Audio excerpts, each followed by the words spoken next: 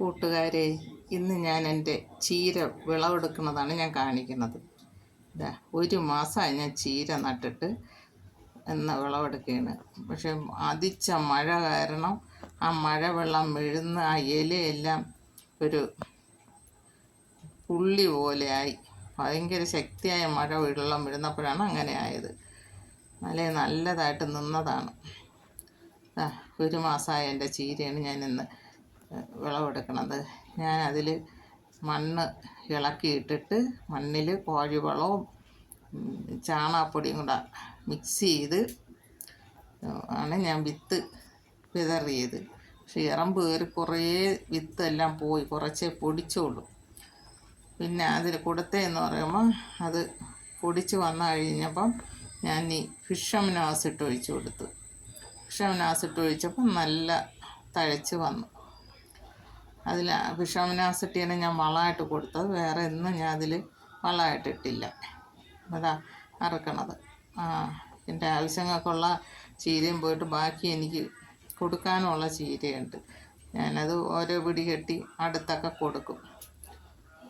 ചീര അതാണ് ചെയ്യണത് ഞാൻ.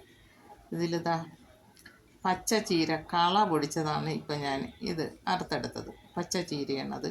അത് ഞാൻ ഈ വെള്ളരി നട്ടതിൻ്റെ ഇടയിലൊക്കെ കഴിഞ്ഞ പ്രാവശ്യം പൊടിച്ച് കിടന്ന നേരത്തെ എനിക്ക് പഴയ പച്ച ചീര ഉണ്ടായിരുന്നു. അതിൻ്റെ വിത്ത് തനിയെ പൊടിച്ചതാണ് ഈ പച്ച ചീര. അതിനാണ് ഞാൻ അത് കട്ട് ചെയ്തെടുക്കണത്. പിന്നെ അത് അപ്പുറത്ത് അത് ഞാൻ വിതറിയതാണ് വേറെ. അത് പച്ച ചീര അല്ല, ചുവന്ന ചീര.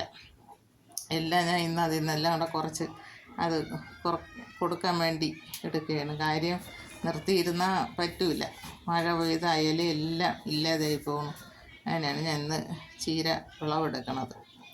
ഇതുപോലെ എല്ലാവർക്കും ചെയ്യാം. എല്ലാ വീട്ടമ്മമാർക്കും ഉള്ള സ്ഥലത്ത് ഇതുപോലെയൊക്കെ നട്ടുപിടിപ്പിച്ചെടുക്കാം.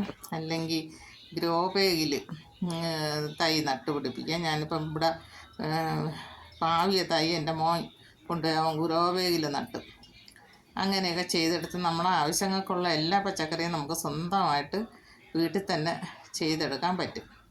ഇതുപോലെ ഇത്രയും ഇല്ലെങ്കിൽ നമുക്ക് ചെടിച്ചട്ടിയില്ല അല്ലെങ്കിൽ ഗ്രോ ബാഗിലും ഒക്കെ വീട്ടിൻ്റെ പരിസരത്ത് ടെറസിൻ്റെ ഉയരെയൊക്കെ വെച്ച് നമുക്ക് ഈ ചീര കൃഷി ചെയ്യാൻ വളരെ എളുപ്പമാണ്. അതിലൊന്നും വേണ്ട. ഇതിൽ ചാണകപ്പൊടി അല്ലെങ്കിൽ കോഴിവെള്ളം, പിന്നെ ജൈവവളം ഉണ്ടെങ്കിൽ അടുക്കള വേസ്റ്റ് ഉണ്ടെങ്കിൽ അത് കലക്കി ഒഴിച്ചു കൊടുത്താലും മതി. അടുക്കളയിലുള്ള കഞ്ഞിവെള്ളവും കാടിവെള്ളവും പച്ചക്കറിയൊക്കെ കൂടെ ഇട്ട് അതും കൊടുക്കാം. അതും എൻ്റെ കയ്യിലുണ്ട്. അത് അങ്ങനെ ചെയ്തും നമുക്ക് വളർത്തിയെടുക്കാം. വേറെ രാസവളങ്ങളൊന്നും ഇടണ്ട. രാസവളമൊക്കെ ഇട്ടാൽ നമുക്ക് അത് അത്ര രുചി കിട്ടില്ല. നമ്മൾ നല്ല തനി നാടനായിട്ട് കഴിക്കണമെങ്കിൽ നമ്മൾ ഇതുപോലെയൊക്കെ ചെയ്താൽ മതി. എൻ്റെ ഈ വീഡിയോ എല്ലാവർക്കും ഇഷ്ടമായെങ്കിൽ ലൈക്ക് ചെയ്യണം, ഷെയർ ചെയ്യണം, സബ്സ്ക്രൈബ് ചെയ്യണം. ഇതാണ് എൻ്റെ ചീര കൃഷിയുടെ വീഡിയോ ആണ്. ഇതിപ്പം എനിക്ക് 2 നേർക്ക്